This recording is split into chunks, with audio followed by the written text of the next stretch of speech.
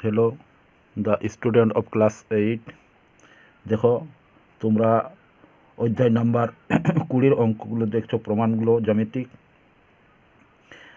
আজকে আমি এসে গেছি 20.3-এরগুলো, অর্থাৎ কষে দেখি 20.3-এর। এর আগের ভিডিও দেখেছো 13 নম্বর উপপাদ্য এবং প্রয়োগ নম্বর 11। আশা করি তোমরা বুঝেছো। দেখো তাহলে এটা অতি সহজ হয়ে যাবে। দেখো একের দাগ কী বলেছে, দুজন ব্যক্তির একজন একটি পূর্ব পশ্চিমের রাস্তার আসার জন্য দক্ষিণ দিক বরাবর আসতে শুরু করলেন এবং অপরজন ওই একই স্থান থেকে একই সাথে দক্ষিণ পূর্ব দিকে আসতে শুরু করলেন। কোন ব্যক্তি রাস্তার আগে আসবেন হিসাব করে লিখি।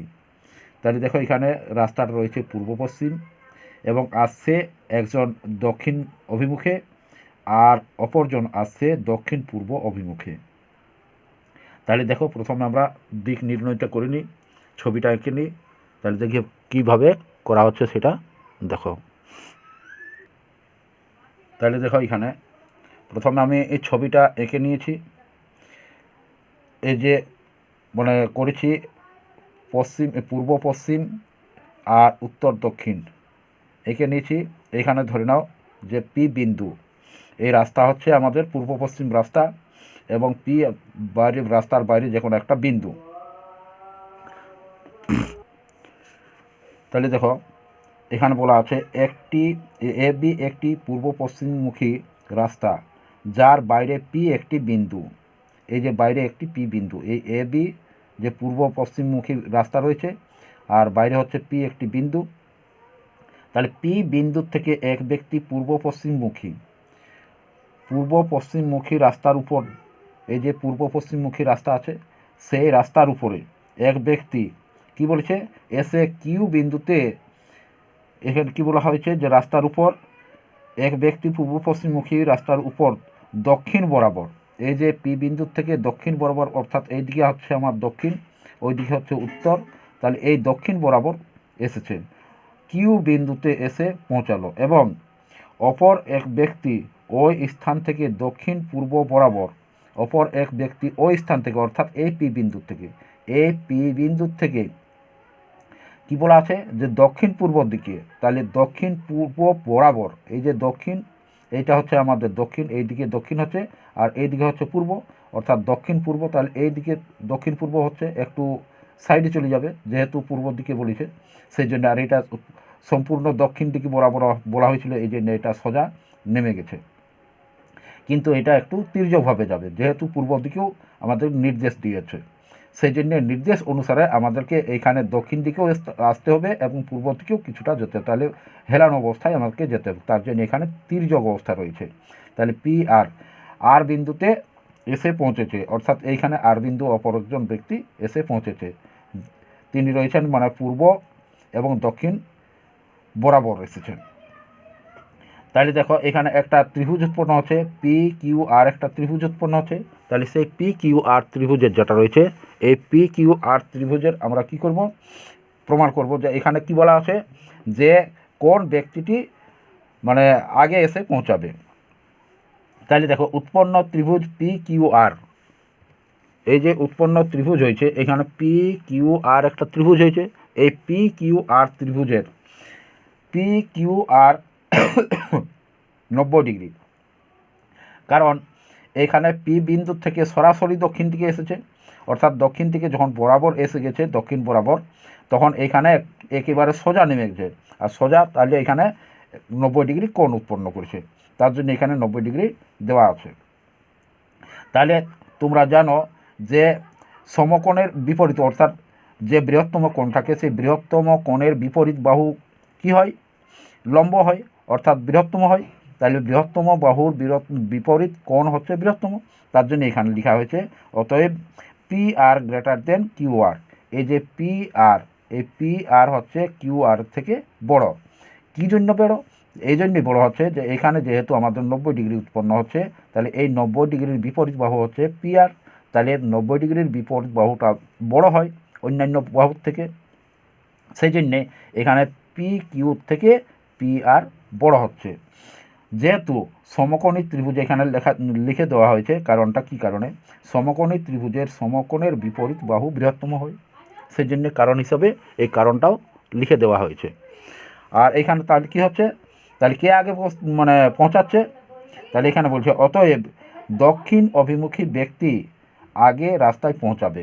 কারণ দক্ষিণ অভিমুখী রাস্তায় কেন আগে পৌঁছাবে, যে পি কিউটা আমাদের হচ্ছে ছোট, তাহলে এই দূরত্বটা আসতে কম সময় লাগবে, আর পি আর হচ্ছে বড়, তাহলে আমাদের বেশি দূরত্ব যেতে হবে।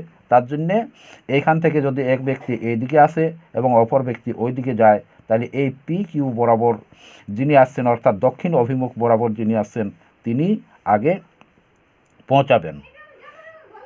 আশা করি তোমরা বুঝেছ। এরপর দেখো 2 দাগে কী বলা হয়েছে, এ বি সি ডি চতুর্ভুজের এ বি সমান হচ্ছে এডি এবং বিসি সমান ডিসি। ডি বিন্দু থেকে এসি বাহুর ক্ষুদ্রতম দূরত্ব ডিপি। প্রমাণ করি যে বিপিডি বিন্দু 3টি সমরেখ, অর্থাৎ বিপিডি সমরেখ হবে, অর্থাৎ একই সরলরেখায় থাকবে, সেটা আমাদেরকে প্রমাণ করতে হবে। তাহলে দেখো আমি এখানে চিত্রটা অঙ্কন করে নিয়েছি। এ বি সি ডি এটা কাইট হয়েছে, কারণ সংলগ্ন বাহুগুলো আমাদের দুটো সমান সমান রয়েছে। এ বি যত পরিমাণ আর বি মানে এডি ততই, অর্থাৎ সমান সমান, এ বি সমান ডি মানে এডি। এবং আবার বলা আছে যে বিসি সমান সিডি, অতএব এটা কাইটের মতো উৎপন্ন হবে, তাইলে কাইট হয়েছে। এরপর দেখো প্রদত্ত কি প্রমাণ মানে কি দেওয়া আছে, এ বি সি ডি চতুর্ভুজের এ বি সমান এডি এবং বিসি সমান সিডি। তাহলে ডি বিন্দু থেকে এসি বাহুর উপর ক্ষুদ্রতম দূরত্ব ডিপি। তাহলে এই ডিপি হচ্ছে আমাদের ক্ষুদ্রতম দূরত্ব। প্রামাণ্য কি প্রমাণ করতে হবে, প্রমাণ করতে হবে যে B P B comma P কমা ডি বিন্দু 3টি সমবিন্দু। তাহলে এই এখানে সমবিন্দু হবে না, সমরেখা বলা আছে প্রশ্নের মধ্যে, তাহলে সমরেখা হবে, যে বিন্দু 3টি সমরেখা হবে। তাহলে দেখো এখানে প্রমাণ, ত্রিভুজ এ বি সি, দেখো এখানে যখন এ সি আমাদের মানে করা হয়েছে, এসি বাহুর উপর আমাদের কি আছে, যে ডিপি যেটা, সেই ডিপি আমাদের দূরত্ব রয়েছে এসি বাহু, তাহলে লম্ব রয়েছে, তাহলে এখানে এসি আমাদের হচ্ছে কর্ণ। তাহলে দেখো আমাদের দুটো ত্রিভুজ উৎপন্ন হচ্ছে এসির জন্য, তাহলে এ বি সি একটা ত্রিভুজ এবং এ ডি সি একটা ত্রিভুজ, তাহলে দুটো ত্রিভুজ আমাদের উৎপন্ন হয়েছে। সেই এখানে বলা আছে যে ত্রিভুজ এ বি সি ও ত্রিভুজ এ সি ডি এর A B equal to AD, A B equal to AD, কারণ এখানে বলে দেওয়া আছে প্রশ্নের মধ্যে যে A B equal to AD. এবং আর কি বলা আছে যে বিসি ইকুয়াল টু সিডি, তাহলে বিসি এবং সিডি এটা প্রদত্ত প্রশ্নের মধ্যে দেওয়া আছে। তাহলে কি হচ্ছে, আমাদের এসিটা হচ্ছে সাধারণ বাহু, কারণ এই ত্রিভুজটা এ বি সি ত্রিভুজের এসি বাহুটা হচ্ছে একটা বাহু, আর এ ডি সি ত্রিভুজের এই এসিটা মানে একটা বাহু, অতএব এসিটা হচ্ছে দুটো ত্রিভুজেরই সাধারণ বাহু। অর্থাৎ একটা ঘরকে যদি দেওয়াল দিয়ে দুটো পার্টিশন মানে ভাগ করা হয়, তাহলে মাঝের দেওয়ালটা দুটো ঘর রুমেরই সাধারণ দেওয়াল হবে, সেজন্য এখানে এটা হচ্ছে আমাদের সাধারণ। তাইলে দেখো এখানে আমাদের ত্রিভুজ তাহলে দুটো সর্বসম হয়ে যাচ্ছে, যেহেতু আমাদের বাহুগুলো সমান, অর্থাৎ এই বাহুটা ইকুয়াল টু হচ্ছে এই বাহুটা, আবার এই যে এই বাহুটা বিসি বাহুটা, এই বিসি ইকুয়াল টু আমাদের কি হচ্ছে সিডি, তাহলে এই দুটো বাহু সমান।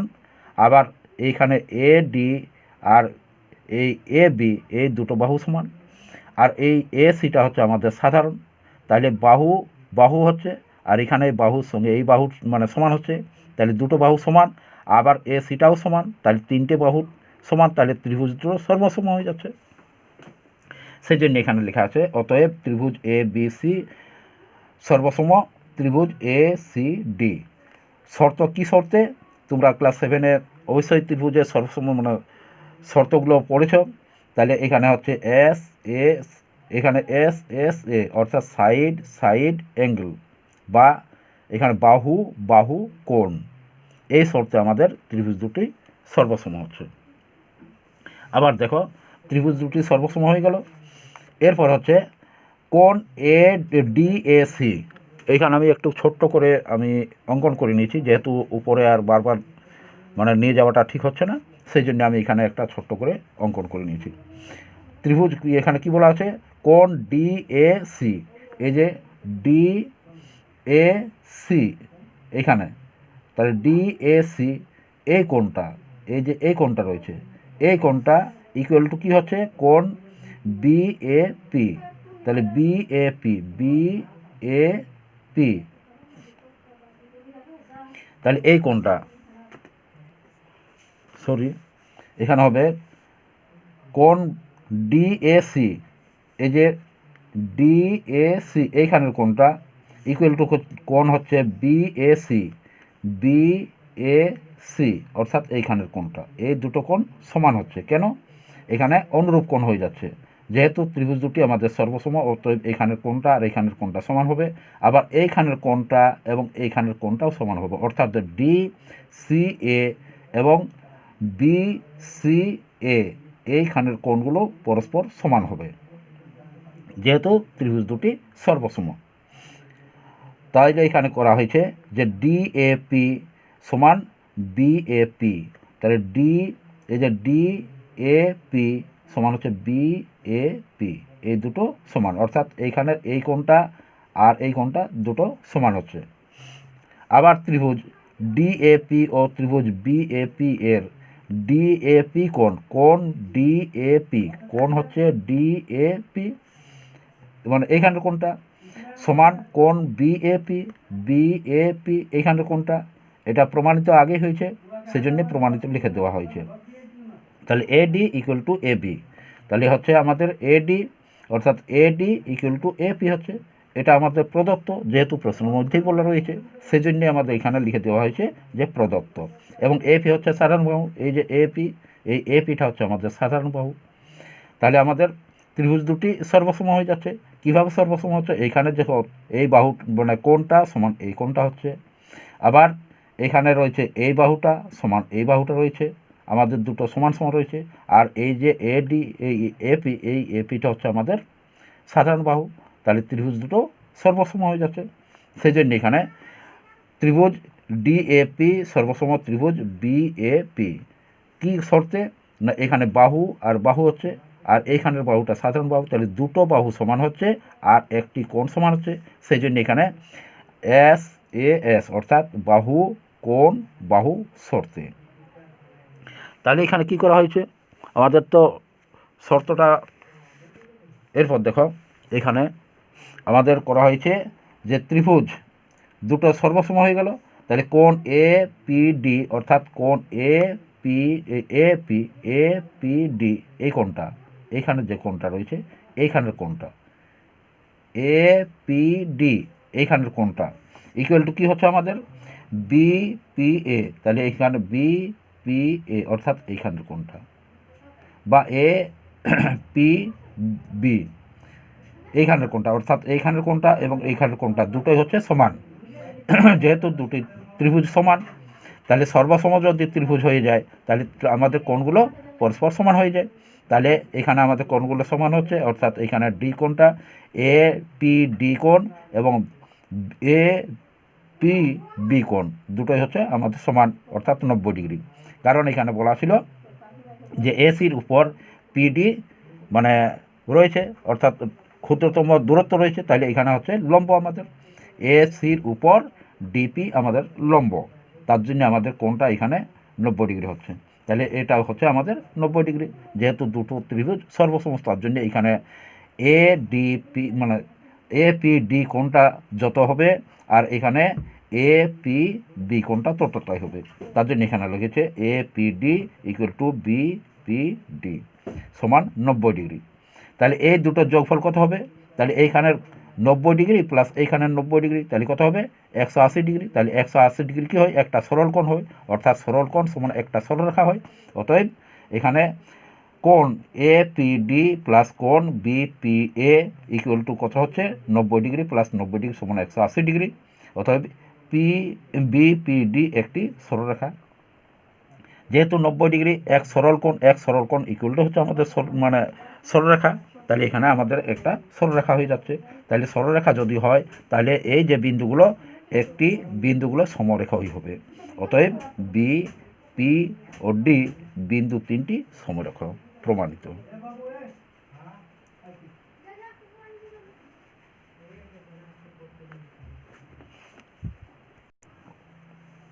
এরপর দেখো 3 দাগে কি বলেছে, ত্রিভুজ এ বি সি ত্রিভুজের এডি মধ্যমা বি ও সি বিন্দু থেকে এডি বাহুর ক্ষুদ্রতম দূরত্ব বিপি ও সি কিউ। প্রমাণ করি যে BP equal to C Q. তাহলে BP equal to C Q আমাদেরকে প্রমাণ করতে হবে। দেখো এখানে চিত্রটা অঙ্কন করে নেওয়া হয়েছে। এ বি সি একটা ত্রিভুজ নেওয়া হয়েছে। তাহলে এডি মধ্যমা, এডিকে বর্ধিত করা হয়েছে। তাহলে বর্ধিত এডি করা হয়েছে। এখানে বিপি এডির বাহুর উপর বিপি নেওয়া হয়েছে, আর এখানে বর্ধিত ডি বিন্দুতে সি কিউ যুক্ত করা হয়েছে। তাহলে এখানে এডিকে বর্ধিত করা হয়েছে। এখানে লিখি নে, এডিকে বর্ধিত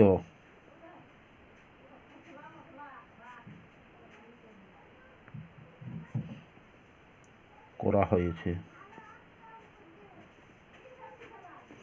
এডিকে বর্ধিত করা হয়েছে।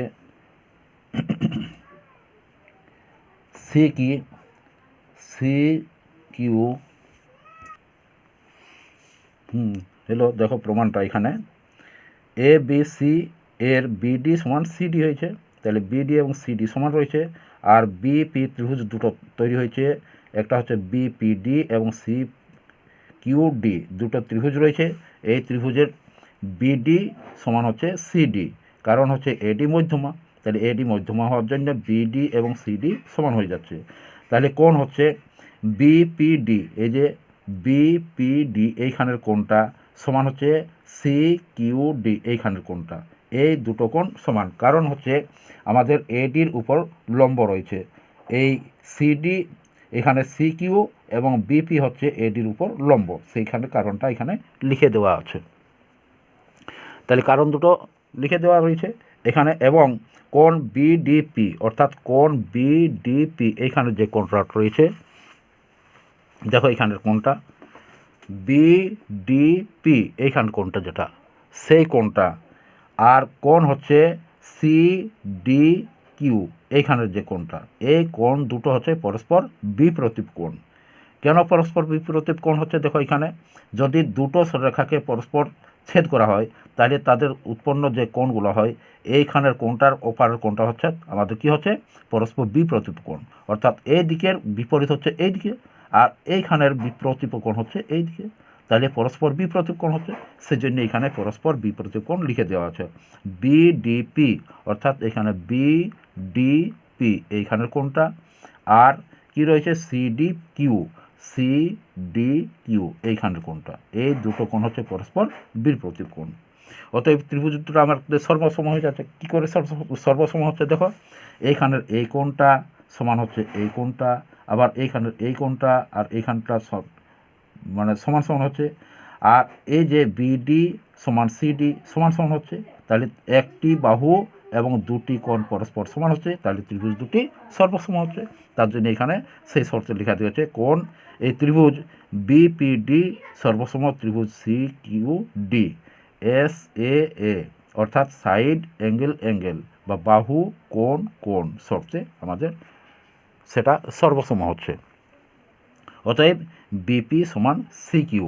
ত্রিভুজগুলি যদি সর্বসম হয় তাহলে প্রতিটা বাহু সমান হয়ে যাবে। তাহলে এখানে এই বাহুটা বিপি বাহুটা সি কিউ সমান হয়ে যাবে। তার জন্য এখানে বিপি সমান সিকিউ প্রমাণিত করা হয়েছে। আশা করি বুঝেছো। যদি বুঝতে অসুবিধা হয় তো আরেকবার দেখে নিও।